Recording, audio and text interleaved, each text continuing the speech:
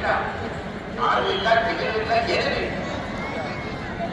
ಅದೆಲ್ಲ ಇದೆ ಅಂತ ಯಾವಾಗ ಆಗುತ್ತೆ ಹೇಳುತ್ತೆ.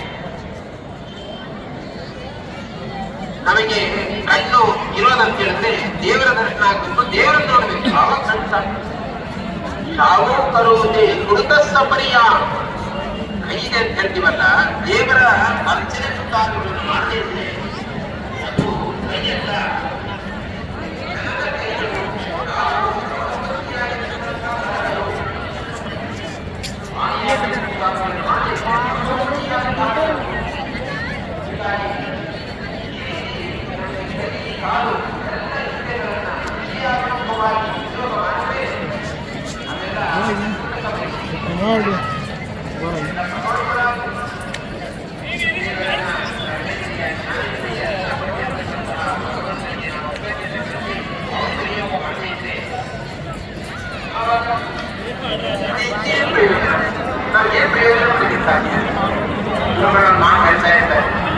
ಮಗನ ಒಂದು ಆಸ್ತಿ ಬಗ್ಗೆ ವಿವಾದ ಬಂದಿದೆ.